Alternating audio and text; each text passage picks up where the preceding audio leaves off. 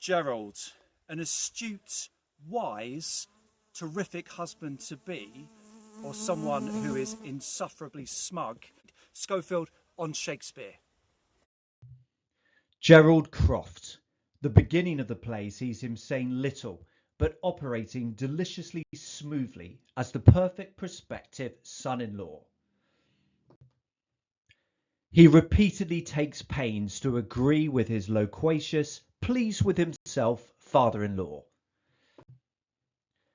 and backs him up when he explains his business philosophy to the inspector.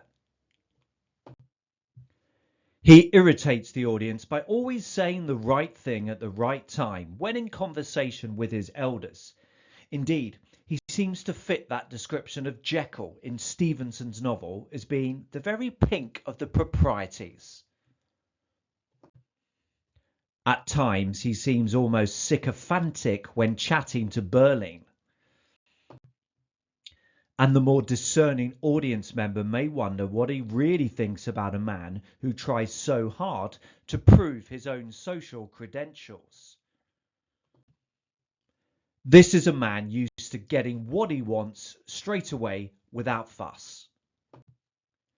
Hence his irritation at the failure of the inspector to treat him preferentially and reverentially. And hence his body language as he realizes that he will have to reveal uncomfortable truths about his past. That said, when forced to tell the truth about his affair with Daisy Renton, he gains some credit through his straightforward honesty and clear compassion. He explains, "I want you to understand that I didn't install her there so that I could make love to her. I made her go to Morgan Terrace because I was sorry for her and didn't like the idea of her going back to the Palace Bar. I didn't ask for anything in return." Of course, given the power imbalance between the two, sex did ensue. But overall, the affair was one which brought genuine happiness to the girl, as even the inspector acknowledges.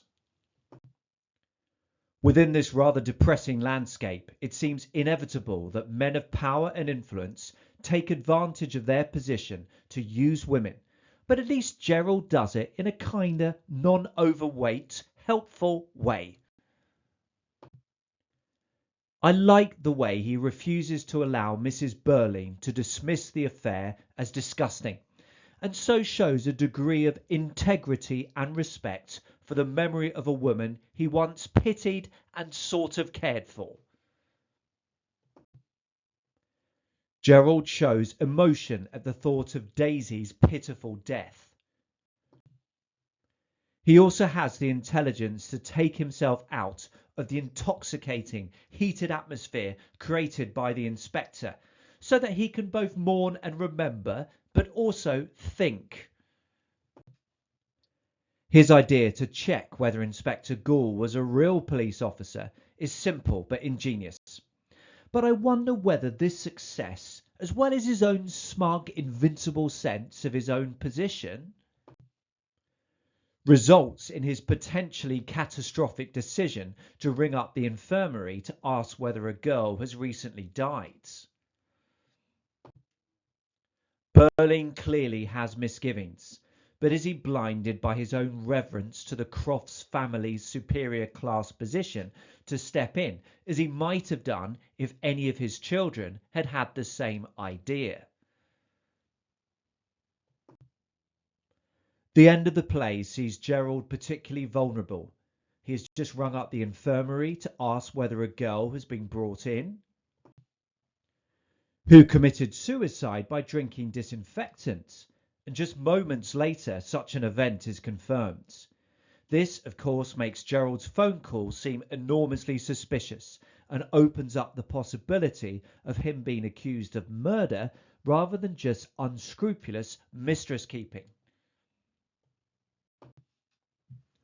Given that he previously claimed that everything's all right now, Sheila, and tried to railroad her back into their blissful engaged state, irrespective of his own deceit and cheating, perhaps it is no bad thing this smug twit may have some additional unpleasantness to deal with in the near future.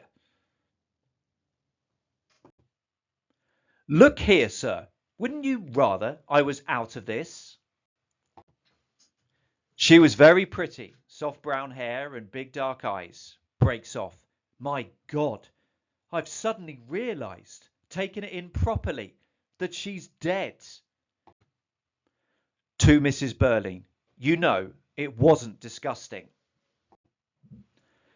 Have you had a girl brought in this afternoon who committed suicide by drinking disinfectants? Everything's all right now, Sheila. Holds up the ring. What about this ring? The birds sing at my door. Going home is all I've ever wanted, so I can see you once more.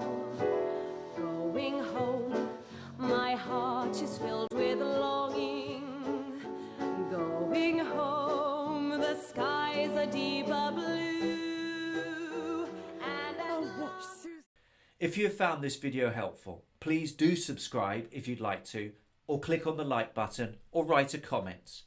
My channel, Schofield on Shakespeare, has more than 300 videos aimed at helping students love English literature and language at GCSE and A-level and access the highest grades.